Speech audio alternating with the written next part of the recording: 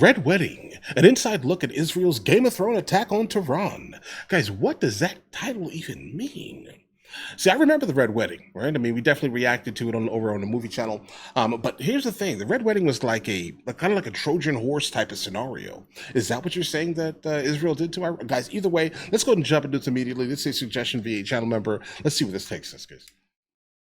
Let's bring in retired U.S. Army Brigadier General Don Bolduc. General, good morning to you. So a lot of people waking up right now at the end of a truly remarkable week. And yesterday we got incredible detail on Operation Midnight Hammer with General Caine during his press briefing. Listen to a portion of what he had to say here.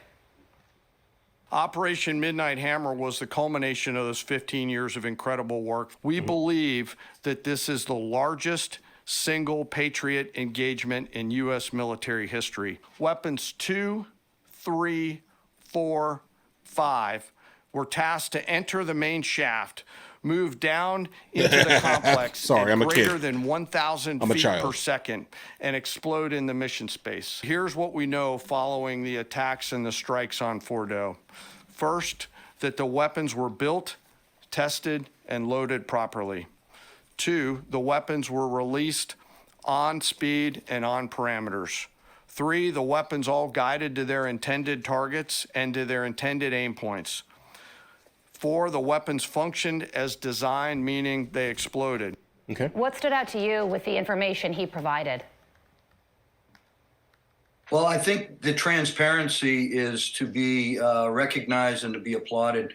You know, first of all, I fully support the strike. Is that real imagery? It was necessary. I think it was necessary to support our Israeli partners and send a message, and it sent a big message. These GBU-57s, deep penetration, delayed detonation, high explosive payload, precision guided, and as the chairman pointed out, global positioning system and inertial navigation systems allowed it to come in on position, on velocity, and on orientation and destroy those targets. They used them against the optimal target set, hardened facilities. And the desire is to disable the enemy infrastructure and reduce its ability to wage war. I think we accomplished that mission. And I think that we need to really look forward to positive ceasefire, and the entire world needs to get around it. And, members of Congress need to unite now and not divide themselves. This is a time to get behind the president. This is a time to get behind Israel and move forward to deter, Iran, which has, prior to October 7th, really created a lot of problems in that region. And really, when you look at how the geopolitical power has changed since October 7th, with how Netanyahu and Israel has executed the war, how they have really neutralized Hamas and Hezbollah. Iran is now isolated. These are all things that play into our favor going into any kind of negotiation. Yeah, and General, leading up to U.S. involvement, there were 8 days of airstrikes by Israel inside Iran. And the Wall Street Journal has just a fantastic article about all of that and the planning that transpired leading up to these operations. It's called Inside Operation Narnia, the daring attack Israel feared it couldn't pull off. At midnight on June 13th, Israel's generals gathered in a bunker beneath Israeli Air Force headquarters and watched as jets descended on Tehran in an operation they called Red Wedding. Hours later, and 1,000 miles away, Iran's top military commanders were dead. A mass killing much like the famous wedding scene from the show Game of Thrones. They would also detail the simultaneous killing of Iran's top nuclear scientists, and they called it Operation Narnia because even they thought it was so fantastical. They weren't sure that they could pull this off. Yeah, I agree. Like, if they planned this ahead, obviously they did. They had some time here, right? I can only imagine how much went into actually planning this to the point where they could not control every single element, or they thought they could not control every single element that basically had to come together into one like perfect puzzle and be delivered. Yeah, I get the whole concept of Narnia, bro. So how different is the region now than it was a week ago? And how does President Trump make sure it stays this way? Well, I think it's very different. And I think the balance of power has shifted to Israel.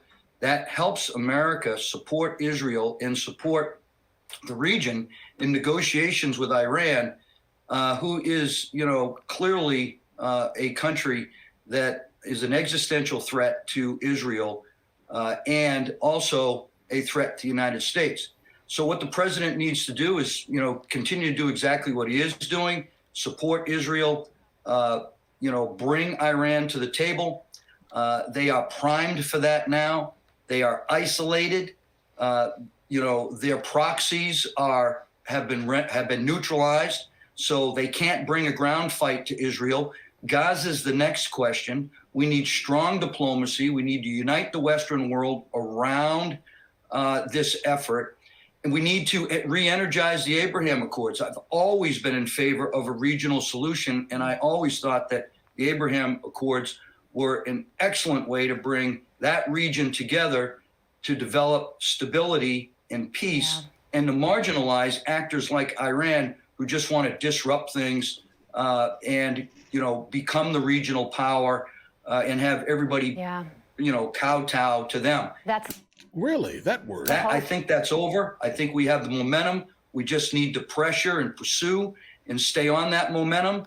And don't let it up. Keep on working towards it. And you're right, that's the hope, that more nations will sign on to the Abraham Accords. And all of this could be leading up to that. Yesterday, we learned that the U.S. and Iran, there's no date for us to meet with them to continue negotiations, but that effort is also ongoing. General Bulldog, thank you so much for joining us this morning.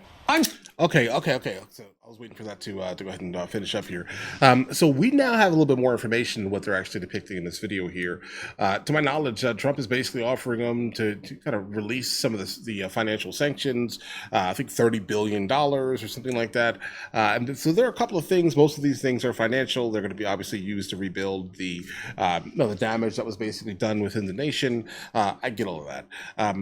I don't know, bro. Like, I wouldn't pay him nothing, but I get it. You have to kind of make it seem, be the nice guy after doing a whole bunch of terrible things. That's kind of what it looks like, let's say.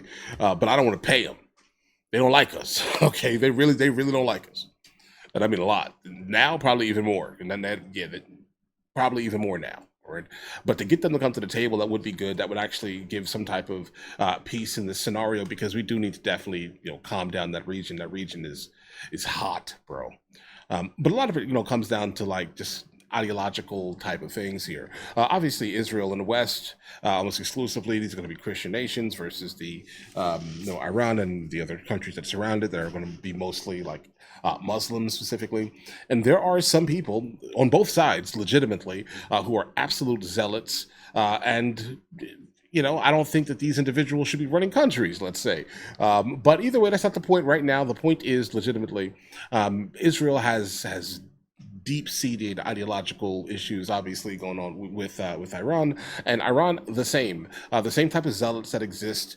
Let's say in one country also exists in the other country, and they're not going to stop until one ideology basically wins here.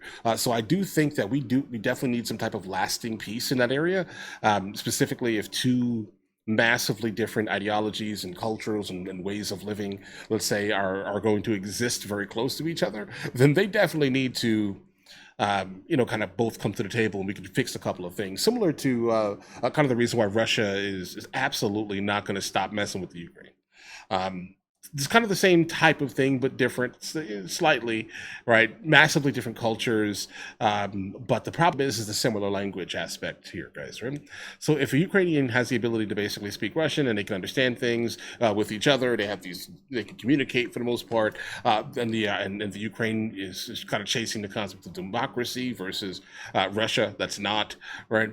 The last thing that Putin specifically wants, is for any type of for their citizens to start listening to the media that's coming out of the Ukraine. Then all of a sudden now their people want democracy. Who loses power? All of the KGB nut jobs, bro. Right? Understand that here. So that's that issue over there. But this is kind of why I'm saying that I do think that they're moderately similar, kind of, but different, obviously. They really do not like each other. They have different cultures. They don't speak the same language, but like they have different cultures and they're too close to each other. The last thing the supreme leader, the Ayatollah specifically, wants is for his people to start adhering to any of the culture or ways of governance that the Israelis basically have. They don't want that. He doesn't want that. He wants his, dictatorship type of scenario going on here, guys.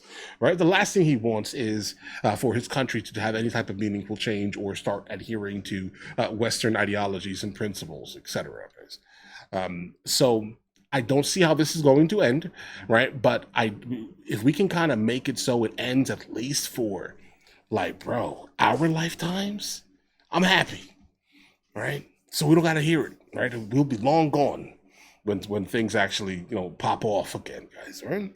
But all right, listen, guys, let me know in the comments what you guys think. You guys all have an absolutely amazing day. If you guys are new here, like and subscribe. In the meantime, I'll catch you guys later, guys. All right?